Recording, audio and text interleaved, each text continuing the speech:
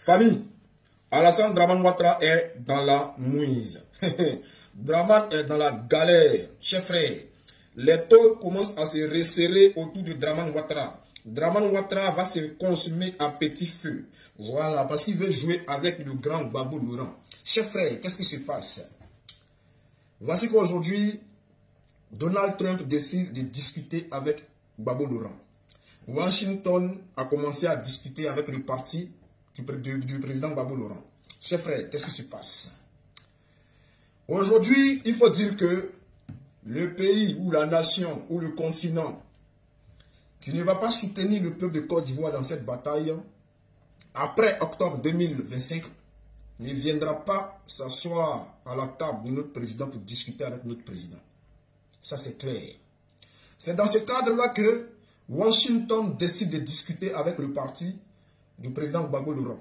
Bien sûr, ils ont également discuté avec le PDCI, mais le plus important, c'est que celui-là même qui détient aujourd'hui l'âme fatale contre Dramane Ouattara s'appelle le président Gbagbo Laurent. C'est-à-dire, son âme, c'est le peuple assoiffé de justice. Voilà, de justice. Donc, chers frères, alors, qu'est-ce qui se passe?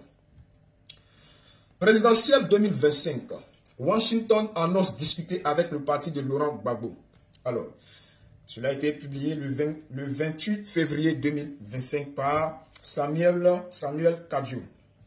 Alors, chers frères, à quelques mois de l'élection présidentielle en Côte d'Ivoire, les États-Unis intensifient leurs échanges avec les acteurs politiques.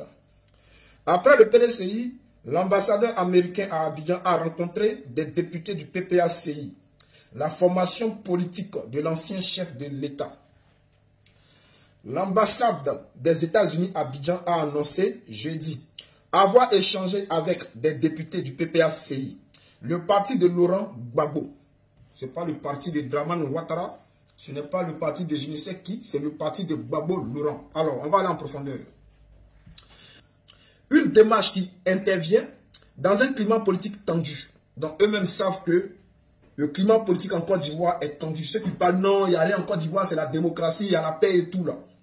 Le climat politique en Côte d'Ivoire, tout le monde sait que ce climat-là est tendu. Marqué par les débats sur l'éligibilité de certains leaders de l'opposition, dont le fondateur du mouvement. Les États-Unis au cœur du dialogue politique. Dialogue pour la démocratie et la confiance. L'ambassadeur David Ba a échangé avec les députés du PPACI à l'Assemblée nationale sur notre engagement commun pour des élections libres et transparentes en Côte d'Ivoire. A indiqué la représentation diplomatique américaine le 27 février dans un message publié sur sa page Facebook. Cette rencontre, la deuxième après celle du PDCI, fait partie d'une série de discussions avec les partis politiques visant à renforcer le processus démocratique, a souligné l'ambassadeur. Chers frères, cette déclaration marque un signal fort des autorités américaines qui suivent de près la situation politique en Côte d'Ivoire à l'approche du scrutin présidentiel de 2025. Plus largement, elle reflète la stratégie de Washington en Afrique de l'Ouest, où les États-Unis privilègent un rôle de médiateur pour prévenir les crises électorales. Donc, s'ils ont parlé là, je vous dis que, attention, Dramane, de la manière que tu es en train de marcher là, nous allons nous retrouver dans une crise, encore une fois de plus, post-électorale. Ok. L'initiative diplomatique intervient alors que l'opposition, notamment le PPACI et le PDCI, critiquent les décisions de la Commission électorale indépendante, CEI, et même sa composition, qu'elle juge déséquilibrée en faveur du pouvoir. Un autre point de friction concerne l'éligibilité de l'ancien président. Il s'agit du président Gbagbo Laurent. Alors, chers frères, on va aller plus en profondeur. Doucement, mais sûrement. Donc, prenez cette vidéo-là, envoyez à tous vos camarades. Ok, qu'est-ce qui se passe? Je vais aller plus loin, je vais aller plus loin, je vais aller plus loin. Voilà. Parce que je ne peux pas tout lire. Une pression diplomatique en perspective.